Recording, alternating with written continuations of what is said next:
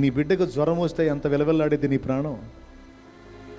నీ బిడ్డ జ్వరం వచ్చి మెత్తబడి పండుకొని నువ్వు పిలిస్తే పలకపోతే నీ గుండె ఎట్టగొట్టుకుంటుంది. అలాంటిది తన కన్న బిడ్డ కళ్ళ ముందే చనిపోయి విగత జీవిగా పడుంటే, ఏ ప్రజల కోసం వచ్చాడో ఆ ప్రజల్లో కనీసం ఆ చిన్నవాడిని పూడ్చిపెట్టడానికి కూడా ఎవడు రావడానికి ఇష్టపడలా. ఆ బిడ్డని పూడ్చిపెట్టడానికి ఎవడు రావడానికి ఇష్టపడలేదు.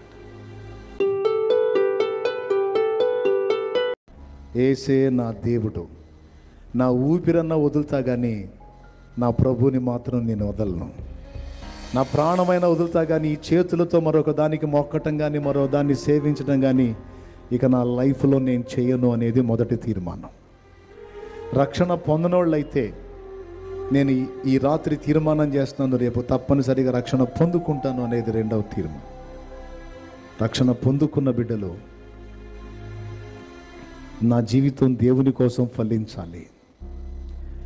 ఏమంటే నాకెందుకండి ఇంత రిస్క్? హలో, మీలాగనే శుభ్రంగా ఏదో జాబ్ చేసుకుంటా, ఏదో వ్యాపారం చేసుకుంటా, ఏదో 4 డబ్బులు సంపాదించుకుంటా, ఆదివారం చర్చికి పోతా, ఆదివారం చర్చికి పోతా, పైసలు వెనకేసుకుంటా, ఫ్యామిలీని ఏ నొప్పి లేకుండా హ్యాపీగా ఎంజాయ్గా నెలకో 4 నెలలకో 3 నెలలకు ఒక టూర్ వేసుకుంటా బతికేయచ్చు. నాకెందుకండి ఈ మెంటల్ ప్రెషరు? ఇంతంత పనులు పెట్టుకోవటం ఎందుకండి ఇదంతా? నాకెందుకు అని నేను అనుకుంటే ఈరోజు వేలాది మంది రక్షణ, లక్షలాది మంది రక్షణ కార్యం అనేది నేను చూడగలిగేవాడిని కాదు. ఇది నా బాధ్యత. రక్షింపబడినటువంటి ఒక వ్యక్తిగా నా బాధ్యత. ఇతరుల త్యాగంతో నేను కాపాడబడ్డాను. ఇతరులు కష్టపడి వాళ్ళ దేశాలు వదిలిపెట్టి, ప్రాంతాలు వదిలిపెట్టి, ప్రాణాలని పణంగా పెట్టి సువార్త ప్రకటిస్తే నేను విని రక్షణ పొంది ఈరోజు పండగ చేసుకుంటున్నా. నాకు ఈ సువార్త మోసుకురావటానికి భక్తులు వాళ్ళ కుటుంబాలని పణంగా పెట్టుకున్నారు, వాళ్ళ జీవితాలని పణంగా పెట్టుకున్నారు. ఏ దేశాలకో చెందిన వాళ్ళు ఈ దేశంలో చచ్చిపోయారు. ఇక్కడున్న వాళ్ళ సమాధుల్లో వాళ్ళ జీవితాన్ని ఖర్చు చేసుకున్నారు. ఈ సువార్త నాకు అందించడానికి వాళ్ళ రక్తము, వాళ్ళ ప్రాణం, వాళ్ళ కుటుంబాలు, వారి పిల్లలు. ఒక దైవజనుడి గురించి విన్నాను. దైవజనుడి గురించి ఇండియాకి సువార్త చేయడానికి ఆయన వచ్చి ఈ ప్రజల కోసం పాటుపడుతున్నప్పుడు పాపం వచ్చేటప్పుడు నిండు కుటుంబంతో వచ్చాడు. ఇక్కడికి వచ్చిన తర్వాత భార్య పిచ్చిదైంది. తనకెంతో ప్రియమైన కుమారుడు చనిపోయాడు. అదే తానున్న దేశంలో తనుంటే ఆ పరిస్థితి తనకు రాదు. కానీ ఇండియాకు వచ్చి ఇక్కడ ప్రజల్ని రక్షించాలి, వీళ్ళకి సువార్త చెప్పాలి, నేను తెలుసుకున్న నా ప్రభువుని వీళ్ళకి పరిచయం చేయాలి, వీళ్ళ ఆత్మల్ని నరకం నుంచి కాపాడాలని ఆయన ఆ దేశాన్ని, జనాంగాన్ని, తనకున్న సమస్తాన్ని వదిలిపెట్టి ఇండియాకు వస్తే, నీ బిడ్డకు జ్వరం వస్తే ఎంత విలవెల్లాడేది నీ ప్రాణం. నీ బిడ్డ జ్వరం వచ్చి మెత్తబడి పండుకొని నువ్వు పిలిస్తే పలకపోతే నీ గుండె ఎట్టగొట్టుకుంటుంది. అలాంటిది తన కన్న బిడ్డ కళ్ళ ముందే చనిపోయి విగత జీవిగా పడుంటే, ఏ ప్రజల కోసం వచ్చాడో ఆ ప్రజల్లో కనీసం ఆ చిన్నవాడిని పూడ్చిపెట్టడానికి కూడా ఎవడు రావడానికి ఇష్టపడలా. ఆ బిడ్డని పూడ్చిపెట్టడానికి ఎవడు రావడానికి ఇష్టపడలేదు. కొబ్బరి చెట్టు తెలుసా? కొబ్బరి చెట్టు మట్ట. ఆ కొబ్బరి చెట్టు మట్ట పరిచి దాని మీద బిడ్డ శవాన్ని వేసి ఆ కొబ్బరి ఈనెలతో కట్టి తన భుజం మీద ఆ కొబ్బరి మట్ట పెట్టుకొని ఈడ్చుకుంటూ వెళ్ళాడట. ఒక దైవజనుడి జీవితంలో జరిగిన విషయం ఇదే. ప్రియులారా, ఎందుకు ఇంత త్యాగం, ఎందుకు ఇంత వేదన అంటే, నశించిపోతున్న వాళ్ళకి యేసయ్య సువార్త తెలిస్తే జీవితాలు మారుతాయి, ఆత్మలు రక్షించబడతాయి, ఎన్నో కుటుంబాలు వెలిగించబడతాయి. ఈరోజు నా కుటుంబం కళకళలాడుతుంది. నేనే కాదండి అన్న, నేను గతంలో తాగుబోతుగా ఉండేవాడిని, ఇప్పుడు మారి రక్షణ పొందుకొని నేను మంచిగా బతుకుతున్నాను అన్నోళ్ళు చేతులు ఎత్తండి. త్రాగుడు జీవితం నుంచి బయటపడ్డానన్న వాళ్ళు చేతులు ఎత్తండి. చేతులు ఎత్తిన వాళ్ళు లేచి నిలబడండి. ఒక్కసారి అలా లేచి నిలబడండి స్పీడ్గా. ఒక్కసారి వాళ్ళని చూడండి, ఎంతమంది లేచారో గమనించండి. మీరు చూడండి, చుట్టూ చూడండి ఎంతమంది లేచారో. దేనివల్ల వాళ్ళు మార్చబడ్డారో తెలుసా? ఇంజక్షన్లు చేస్తే మారలా, తాయిత్తులు గడితే మారలా, పස්සర్లు తాగితే మారలా. యేసయ్య ప్రేమ సువార్త వాళ్ళని మార్చింది. ఫోటో యేసయ్య సత్య సువార్త జీవితాలను మార్చింది.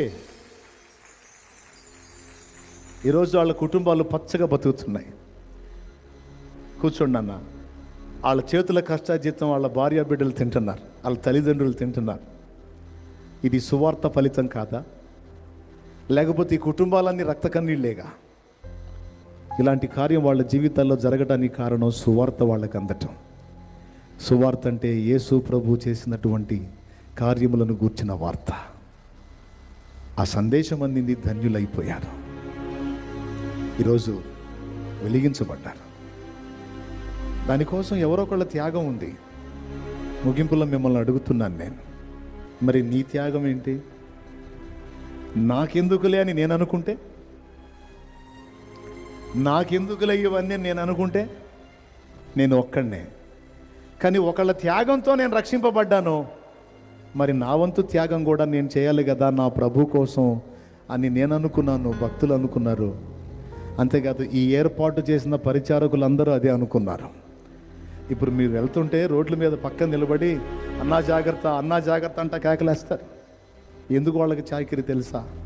మా ఈ కష్టం ఫలించి ఒక్క ఆత్మ రక్షించబడితే నా ప్రభు సంతోషిస్తాడు.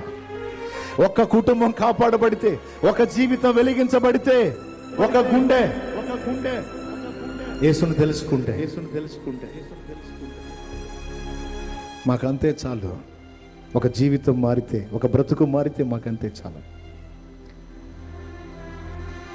ఐథియోపియా వ్యక్తి ఒక్కడే నవ్వుతా పోయాడు సంతోషంగా.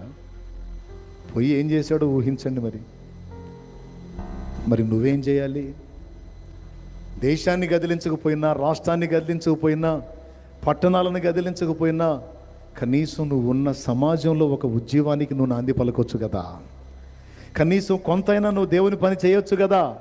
కనీసం కొంతైనా నువ్వు దేవుని సేవలో వాడబడొచ్చు కదా.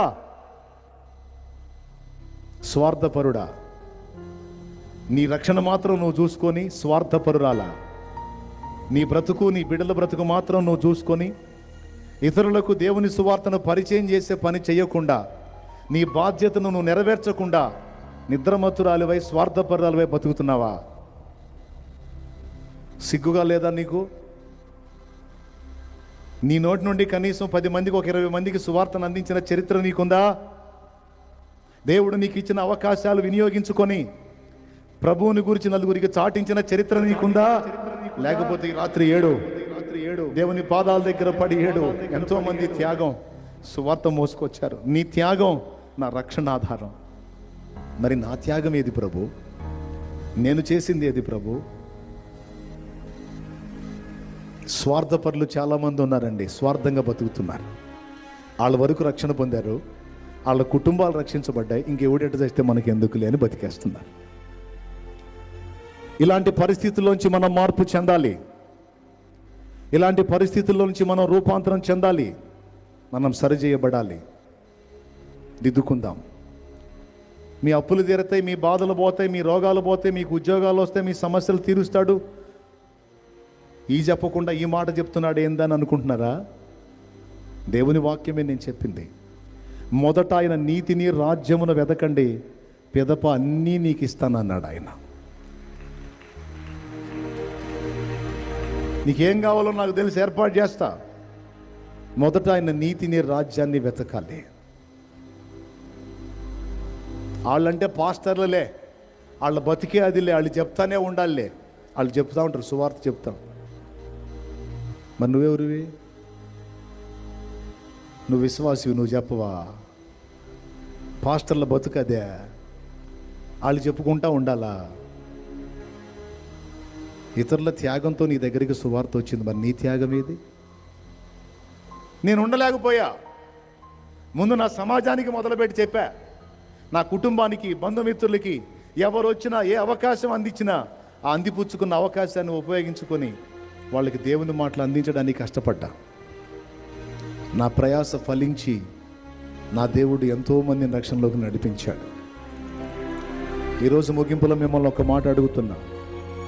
నా అప్పులేంది, నా బాధలేంది, నా రోగాలేంది, నా పిల్లల భవిష్యత్ బంగారం లాగా దేవుడు చూసుకుంటాడు. నిజంగా నీకు విశ్వాసం ఉంటే వాటిని గురించి ఆలోచించడం మానేయి. వాటికి తప్పకుండా పరిష్కారం నా దేవుడు ఇవ్వబోతున్నాడు. నీకు తప్పకుండా వాటి గురించిన సమస్యకు పరిష్కారం నా దేవుడు నీకు డిసైడ్ చేసే ఉంచాడు. కానీ నువ్వు వాటి వైపు కాదు చూడాల్సింది, నీ కర్తవ్యం వైపు చూడు. కర్తవ్యం వైపు చూడు. ఎందుకంటే రాకడ దగ్గరకు వస్తుంది, ఆత్మలు నశించిపోతున్నాయి. నువ్వు ఏడవాలి దేవుని పాదాల దగ్గర పడి, మరి నా త్యాగం ఏది ప్రభు, నేను ప్రకటించింది ఏది ప్రభు? ఇప్పటికే మీలో కొంతమంది ప్రకటిస్తున్నారు. మిగిలిన వాళ్ళు కూడా నడుం కట్టాలి. ప్రతి పురుషుడు, ప్రతి స్త్రీ, క్రీస్తు రక్తంలో కడగబడిన ప్రతి ఒక్కరూ ఒక దర్శనం కలిగి పనిచేయాలి, భారం కలిగి పనిచేయాలి, బాధ్యత కలిగి పనిచేయాలి. గుర్తుపెట్టుకోండి.